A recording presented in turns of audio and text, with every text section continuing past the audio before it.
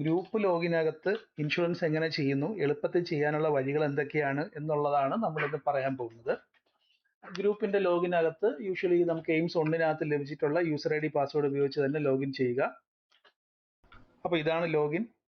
ലോഗിനകത്ത് നമുക്ക് usually AIIMS 1 എല്ലാ ഓപ്ഷൻസും AIIMS 2 ലഭിക്കും. ഇതിനകത്ത് ശ്രദ്ധിക്കേണ്ട ഒരു കാര്യം, എയിംസ് 1 ലോഗിനകത്ത് ഉണ്ടായിരുന്ന പോലെ തന്നെ മൈ ലാൻഡ് മൈ ക്രോപ്പ് എന്ന് പറയുന്ന 2 ഫീച്ചർ ഇതിനകത്തുണ്ട്. അതെന്ന് പറയുന്നത് ഗ്രൂപ്പിന് സ്വന്തമായിട്ടുള്ള സ്ഥലവും ക്രോപ്പുമാണ് അതിനകത്ത് ആഡ് ചെയ്യേണ്ടത്. പലപ്പോഴും അങ്ങനെ ഒരു തെറ്റിദ്ധാരണ വരാറുണ്ട്. അതായത് ഒരു ഗ്രൂപ്പിനകത്ത് ഉദാഹരണത്തിന് പാടശേഖരങ്ങളാണെങ്കിൽ അതിനകത്തുള്ള മെമ്പർമാർക്ക് സ്വന്തമായി സ്ഥലമുണ്ട് എന്നുള്ള സാഹചര്യങ്ങളിൽ അത് അവരുടെ സ്വന്തം ലോഗിനിലാണ് ആ ലാൻഡ് ആഡ് ചെയ്യേണ്ടത്. പക്ഷെ ചില സാഹചര്യങ്ങളിൽ ആ സെൽഫ് ഹെൽപ്പ് ഗ്രൂപ്പുകളോ അല്ലെങ്കിൽ JLG ഗ്രൂപ്പുകളോ സ്ഥലം പാട്ടത്തിനടുത്തൊക്കെ കൃഷി ചെയ്യുന്ന സമയത്ത് ആ പാട്ടക്കരാർ ആ ഗ്രൂപ്പിനായിരിക്കും നൽകിയിട്ടുണ്ടാവുക, അതൊരു വ്യക്തിക്കായിരിക്കില്ല. അങ്ങനെ സ്വന്തമായി സ്ഥലമുള്ള ഗ്രൂപ്പുകൾ ആ സ്വന്തം സ്ഥലത്തിന്റെ കാര്യമാണ് മൈ ലാൻഡിനകത്ത് മൈ ക്രോപ്പിനകത്ത് ചേർക്കേണ്ടത്. അല്ലാത്ത സാഹചര്യങ്ങളിൽ എല്ലാം തന്നെ മൈ ഗ്രൂപ്പിനകത്ത് പോയിട്ടാണ് എല്ലാ നടപടികളും നമ്മൾ ചെയ്യേണ്ടത്. നിലവിൽ മൈ ഗ്രൂപ്പ് എന്ന് പറയുന്ന ഭാഗം നമ്മൾ എടുത്താൽ അവിടെ 3 കാര്യങ്ങൾ കാണാൻ സാധിക്കും. ഇപ്പൊ ഗ്രൂപ്പ് ഫാമിംഗ് ലാൻഡ് ഉണ്ട്, ഗ്രൂപ്പ് ഫാമിംഗ് ക്രോപ്പ് ഉണ്ട്, ആഡ് ന്യൂ മെമ്പർ ഉണ്ട്. നിലവിൽ ഇപ്പൊ ഗ്രൂപ്പുകളുടെ കേസിലൊക്കെ മെമ്പർമാരെ എയിംസ് 1 ഓൾറെഡി ചേർത്തിട്ടുണ്ടാവും. അതുകൊണ്ട് തന്നെ വലിയ മാറ്റങ്ങൾ അതിനകത്ത് വരുത്താനില്ല.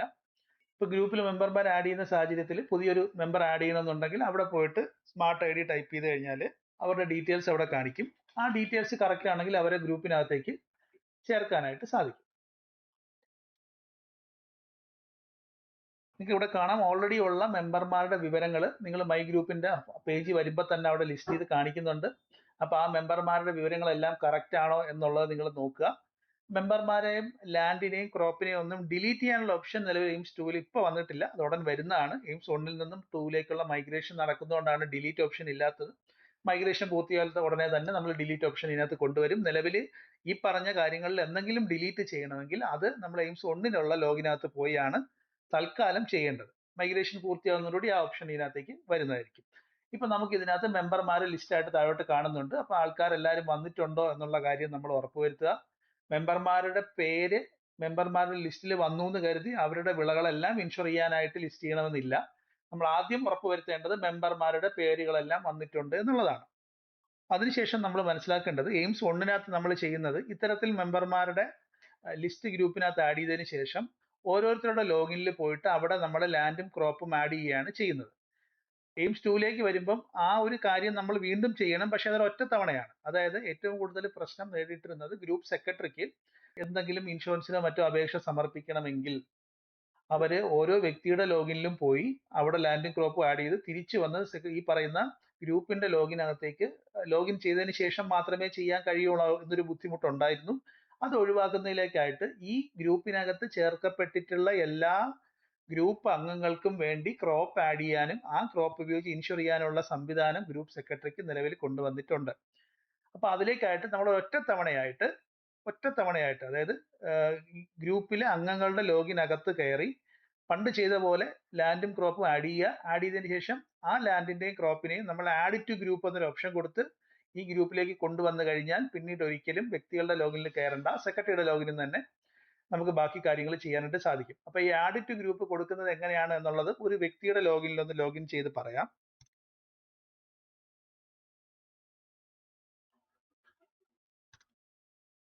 അപ്പൊ ഇതൊരു വ്യക്തിയുടെ ലോഗിനാണ്.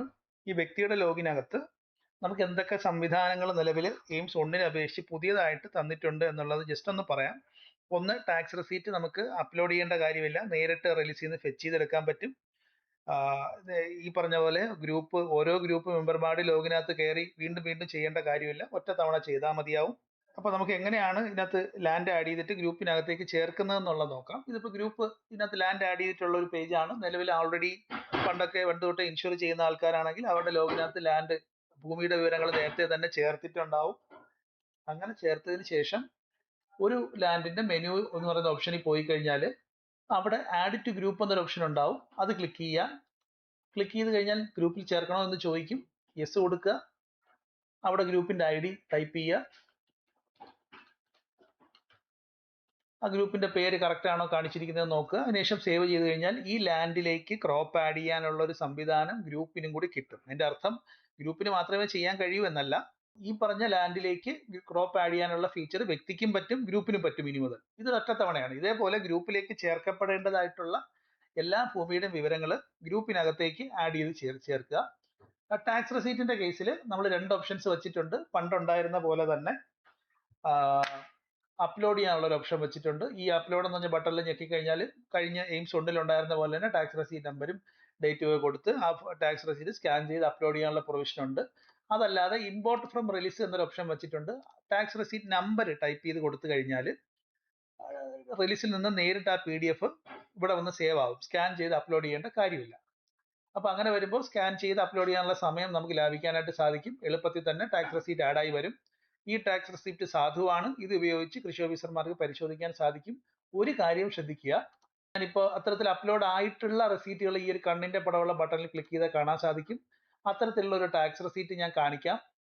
ഇത് അത്തരത്തിൽ വന്നിട്ടുള്ള ഒരു സാമ്പിൾ ടാക്സ് റെസീറ്റ് ആണ്. ചില അപൂർവം ചില സാഹചര്യങ്ങളിൽ തണ്ടപ്പേർ ഉടമയുടെ വിവരങ്ങൾ അതിനകത്ത് ഉണ്ടായിക്കൊള്ളണമെന്നില്ല. അങ്ങനെയാണെങ്കിൽ കൃഷി ഓഫീസർമാർക്ക് അത് പരിശോധിക്കാൻ സാധിക്കില്ല. അങ്ങനെയുള്ള സാഹചര്യങ്ങളിൽ നിങ്ങളുടെ കയ്യിലുള്ള പൂർണ്ണ രൂപത്തിലുള്ള ടാക്സ് റെസീറ്റ് സ്കാൻ ചെയ്ത് അപ്ലോഡ് ചെയ്യുക. അതല്ലെങ്കിൽ ഈ പറഞ്ഞ ടാക്സ് റെസീറ്റ് തണ്ടപ്പേർ ഡീറ്റെയിൽസ് ഇതിനകത്ത് ഉണ്ടെങ്കിൽ നിങ്ങൾക്ക് അത് വെച്ച് തന്നെ അപേക്ഷ സമർപ്പിക്കാവുന്നതാണ്. ഇതൊരു സാമ്പിൾ ടാക്സ് റെസീറ്റ് ആണ്. ഇതിനകത്ത് തണ്ടപ്പേർ ഡീറ്റെയിൽസ് ഇല്ല, എന്നാൽ ഭൂമിയുടെ വിവരങ്ങൾ ഉണ്ട് താനും. അപ്പൊ ആ ഒരു കാര്യം പ്രത്യേകം ശ്രദ്ധിക്കുക. പഴയ പോലെ തന്നെ പാട്ടച്ചീട്ട് അല്ലെങ്കിൽ അത്തരത്തിലുള്ള ടാക്സ് റെസീറ്റ് അല്ലാത്ത ഏതൊരു ഡോക്യുമെന്റ് അപ്ലോഡ് ചെയ്യണമെങ്കിലും ഈ പറയുന്ന ടാക്സ് റെസീറ്റ് അപ്ലോഡ് ചെയ്യുന്ന പ്രദേശത്ത് എല്ലാ പേജുകളും ഒറ്റ PDF ആയിട്ട് നിങ്ങൾക്ക് ഇവിടെ അപ്ലോഡ് ചെയ്യാവുന്നതാണ്. അതിലൊന്നും ഒരു മാറ്റവും വന്നിട്ടില്ല.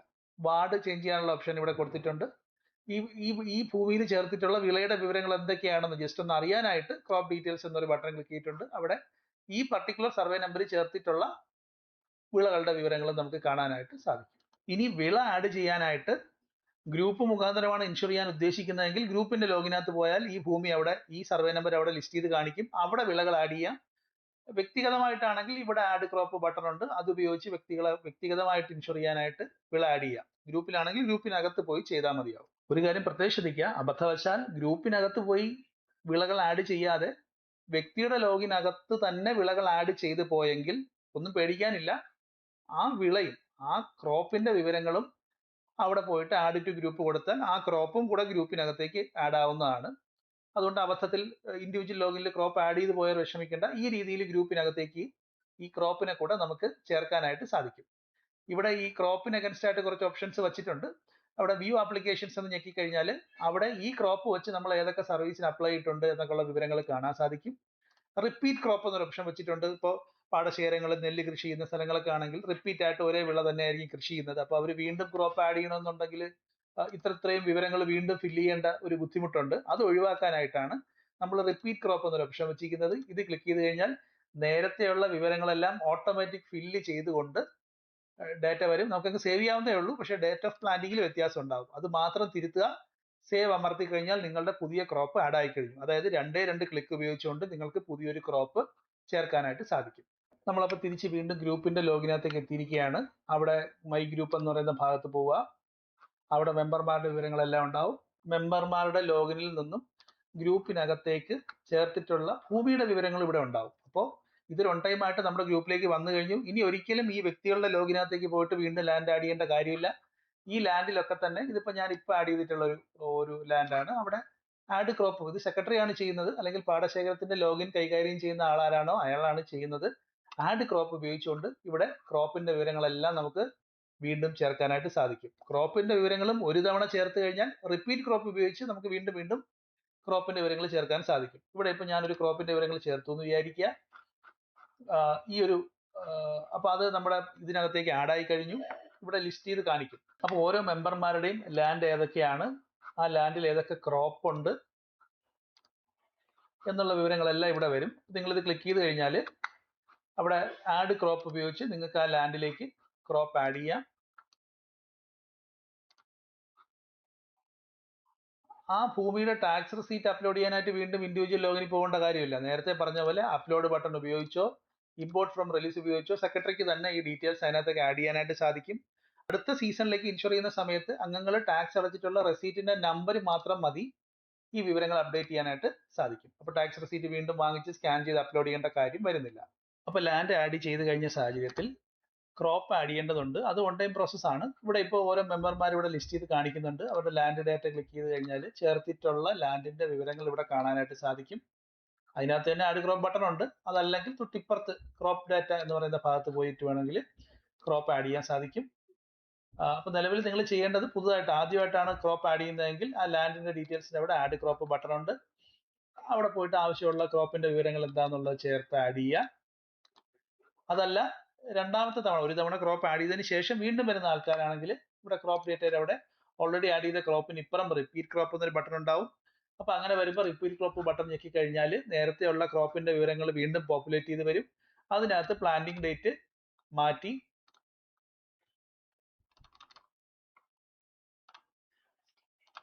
ഹാർവെസ്റ്റിംഗ് ഡേറ്റ് കൂടെ അഡ്ജസ്റ്റ് ചെയ്തിട്ട് നിങ്ങൾക്ക് പുതിയൊരു ക്രോപ്പ് ആഡ് ചെയ്യാനായിട്ട് സാധിക്കും.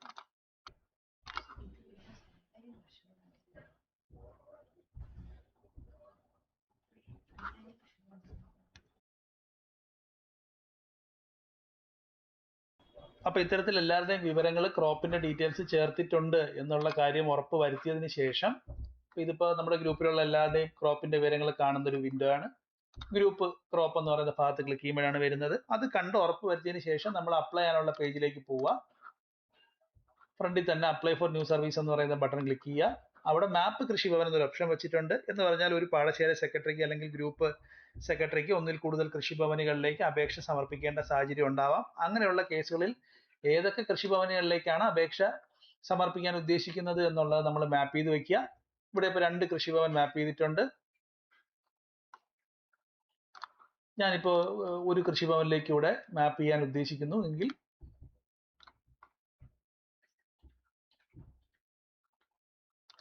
ആ കൃഷിഭവന് കൂടെ ചേർത്ത് സേവ് ചെയ്ത് കഴിഞ്ഞാൽ മാപ്പിനകത്ത് ആ കൃഷിഭവൻ കൂടെ ആഡായി കഴിഞ്ഞു. എനിക്കിനി ആ കൃഷിഭവനിലേക്ക് കൂടെ അപേക്ഷ സമർപ്പിക്കാം. കല്ലൂർ കൃഷിഭവൻ വന്നു. അവിടെ ഞാൻ ഇൻഷുറൻസ് ആൻഡ് കലാമിറ്റി സർവീസ് കൊടുക്കുന്നു. പോളിസിക്ക് അപേക്ഷിക്കുന്നു. അപ്ലൈ ഫോർ ന്യൂ കൊടുക്കുക. വ്യവസ്ഥകൾ വായിച്ച ശേഷം പ്രൊസീഡ് ബട്ടൺ അമർത്തുക. അവിടെ നമ്മുടെ അംഗങ്ങളുടെ വിവരങ്ങൾ കാർഡ് രൂപത്തിലാണ് കാണാൻ സാധിക്കുക. എയിംസ് 1-നകത്ത് റോ ആയിട്ടാണ് കാണുന്നതെങ്കിൽ ഇവിടെ കാർഡ് രൂപത്തിലായിരിക്കും കാണുന്നത്. അവിടെ ഒരു വ്യക്തിക്ക് 10 പ്ലോട്ട് അല്ലെങ്കിൽ 10 സർവേ നമ്പർ ഉണ്ടെങ്കിൽ അത് 10 റോ ആയിട്ട് 10 ലൈനായിട്ടായിരിക്കും കാണുന്നത്. ഇവിടെ അങ്ങനെയല്ല, ഓരോ വ്യക്തിയുടെയും കാർഡാണ്. ആ വ്യക്തിക്ക് കാർഡിനകത്ത് പോയി കഴിഞ്ഞാൽ അദ്ദേഹത്തിന് സ്വന്തമായിട്ടുള്ള സ്ഥലത്തിന്റെയും ക്രോപ്പിന്റെ വിവരങ്ങൾ ഒരുമിച്ച് കാണാനായിട്ടായിരിക്കും സാധിക്കുക. ഇവിടെ ഇപ്പൊ അങ്ങനെ ഒരു വ്യക്തിയെ നമ്മളിപ്പോ മെമ്പർമാരുടെ എല്ലാവരുടെയും കാർഡുകൾ കാണാൻ സാധിക്കും. ഇവിടെ ഇപ്പോൾ 4 മെമ്പർമാരാണ് സാമ്പിൾ ആയിട്ടുള്ളത്. നമ്മളൊരു വ്യക്തി ആ അപേക്ഷയ്ക്കകത്തേക്ക് എൻറോൾ ചെയ്യുകയാണ് വേണ്ടത്. മുന്നത്തെ കേസുകളിലാണെങ്കിൽ അത് നമ്മൾ എൻറോൾ ചെയ്യേണ്ട കാര്യമില്ല, ഓട്ടോമാറ്റിക്കലി സെലക്ട് ചെയ്താൽ മതി. ഇവിടെ എൻറോൾ ബട്ടൺ അമർത്തേണ്ടി വരും. അങ്ങനെ അമർത്തുമ്പോൾ അദ്ദേഹത്തിൻ്റെതായ ഒരു അപേക്ഷാ പേജ് തുറന്നു വരും. അവിടെ അദ്ദേഹത്തിന്റെ എലിജിബിൾ ആയിട്ടുള്ള ക്രോപ്പുകൾ കാണിക്കും. ആ ക്രോപ്പിന്റെ ഡീറ്റെയിൽസ് സെലക്ട് ചെയ്യുക. അപ്ലൈഡ് ക്വാണ്ടിറ്റി എത്രയാണ് എന്നുള്ളത് നമ്മൾ ടൈപ്പ് ചെയ്യുക. അത് കഴിഞ്ഞ് ആഡ് ബട്ടൺ അമർത്തി കഴിഞ്ഞാൽ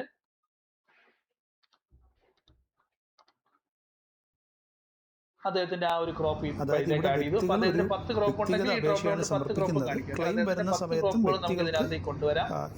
ഈ അപേക്ഷ സമർപ്പിക്കുന്ന പോലെ കോമ്പൻസേഷനുള്ള അപേക്ഷയും വ്യക്തിഗതമായിട്ട് സമർപ്പിക്കാൻ കഴിയും എന്നുള്ളൊരു കൺസെപ്റ്റിലാണ് ഈ ഒരു വ്യക്തിഗത അപേക്ഷാ ഫോം എന്നുള്ളൊരു രൂപത്തിൽ ഇത് കാണാനായിട്ട് സാധിക്കുന്നത്.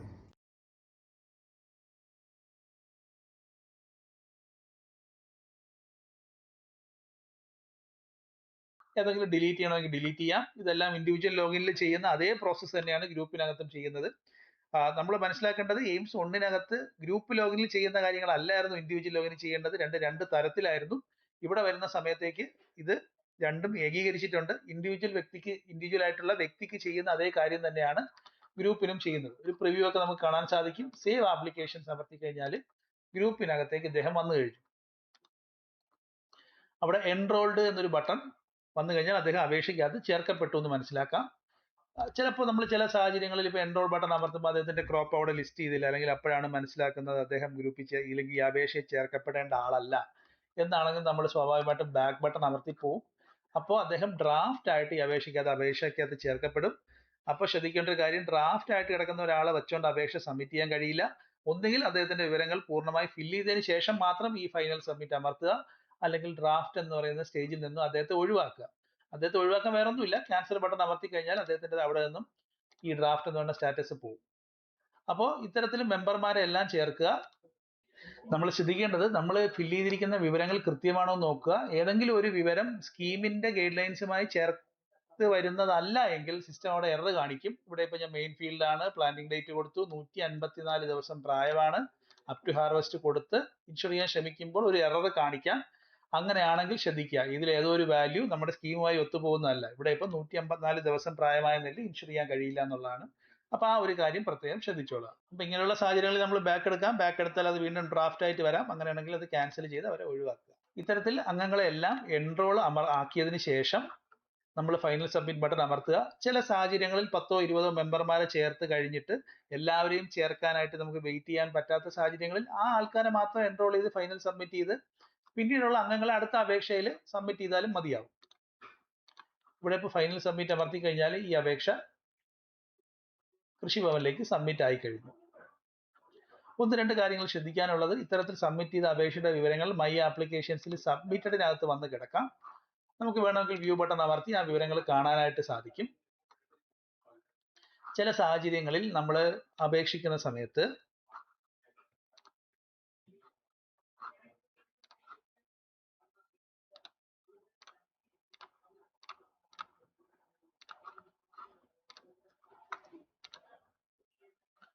അപേക്ഷിക്കുന്ന പേജിൽ നിന്ന സമയത്ത് നമ്മൾ ബാക്ക് ബട്ടൺ അമർത്തി കഴിഞ്ഞാൽ അപേക്ഷ ഡ്രാഫ്റ്റ് ആയിട്ട് സേവ് ആകുന്നതായി കാണാം. ഡ്രാഫ്റ്റ് ആയിട്ട് സേവ് ആകുന്ന അപേക്ഷകൾ നിങ്ങൾ ഒന്നുകിൽ ഡിലീറ്റ് ചെയ്ത് കളയുക, അല്ലെങ്കിൽ എലിജിബിൾ ആണെങ്കിൽ അത് അപ്ലൈ ചെയ്യാനായിട്ട് ശ്രദ്ധിക്കണം. കാരണം ഒരു ക്രോപ്പ് ആ ക്രോപ്പ് എലിജിബിൾ ആയിട്ടുള്ള ഒരു ക്രോപ്പ് നമ്മൾ സെലക്ട് ചെയ്താണ് ഡ്രാഫ്റ്റ് ക്രിയേറ്റ് ചെയ്യുന്നതെങ്കിൽ രണ്ടാമത് ചെയ്യാൻ പോകുന്ന അപേക്ഷയ്ക്കകത്ത് ആ ക്രോപ്പ് അപ്പിയർ ചെയ്യണമെന്നില്ല. കാരണം അത് നേരത്തെ തന്നെ ക്രിയേറ്റ് ചെയ്ത ഡ്രാഫ്റ്റിനകത്ത് കിടപ്പുണ്ടാവും. ആ ഡ്രാഫ്റ്റിനോട് ചേർന്ന്, ആ ഡ്രാഫ്റ്റ് അപേക്ഷയോട് ചേർന്ന് മാത്രമേ ഇത് സബ്മിറ്റ് ആവുകയുള്ളൂ. അപ്പൊ അതുകൊണ്ട് ഇത് അപേക്ഷയുടെ ഡ്രാഫ്റ്റ് കാണാനായിട്ട് സാധിക്കുന്നതാണ്. അങ്ങനെയുള്ളത് ആവശ്യമെങ്കിൽ അത് എഡിറ്റ് ചെയ്ത് ആ അപേക്ഷയുമായി മുമ്പോട്ട് പോവുക. അല്ലാത്ത പക്ഷം ആ അപേക്ഷ, ഡ്രാഫ്റ്റ് അപേക്ഷ ഡിലീറ്റ് ചെയ്ത് കളയുക.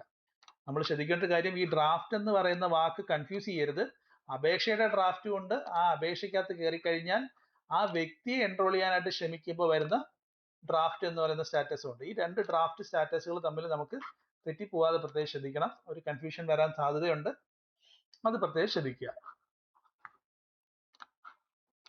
അപ്പോൾ കൃഷിഭവനിലേക്ക് നമ്മൾ പോളിസിയുടെ അപേക്ഷ സമർപ്പിച്ചു കഴിഞ്ഞാൽ കൃഷിഭവൻകാർക്ക് പരമാവധി 15 ദിവസം അത് പ്രോസസ്സ് ചെയ്യാനുണ്ടാവും. ചില സാഹചര്യങ്ങളിൽ അവർ 2, 3 അല്ലെങ്കിൽ 5 ദിവസം കൊണ്ട് പ്രോസസ്സ് ചെയ്യാം. അങ്ങനെ പ്രോസസ്സ് ചെയ്ത് കഴിഞ്ഞ അപേക്ഷയ്ക്ക് പേയ്മെന്റ് അടയ്ക്കാനായിട്ട് 2 തരത്തിൽ സാധിക്കും. ഒന്നുകിൽ ആ അപേക്ഷ റിട്ടേൺ എന്ന് പറയുന്ന ഭാഗത്ത് വരും. അത് നമ്മൾ എഡിറ്റ് ബട്ടൺ അമർത്തി കഴിഞ്ഞാൽ അതിന്റെ ഏറ്റവും താഴെ ഒരു പേയ്മെന്റ് ബട്ടൺ ഉണ്ടാവും. പക്ഷെ അതിനേക്കാളും ഒക്കെ ഏറ്റവും എളുപ്പം എന്ന് പറയുന്നത്, അപേക്ഷ നമ്പർ ഓർത്ത് വെച്ചിട്ടുണ്ടെങ്കിൽ നമ്മൾ ലോഗിൻ ചെയ്യുന്ന പേജിൽ തന്നെ വലതുവശത്തായിട്ട് ഇ പേയ്മെന്റ് സർവീസ് എന്ന ബട്ടൺ ഉണ്ട്. അവിടെ അപേക്ഷ നമ്പർ എൻ്റർ ചെയ്ത് കഴിഞ്ഞാൽ നിങ്ങൾക്ക് നേരെ പൈസ അടയ്ക്കാനുള്ള വിൻഡോയിലേക്ക് പോകും. അതായത് ലോഗിൻ ചെയ്യേണ്ട ആവശ്യം തന്നെ ഇല്ല.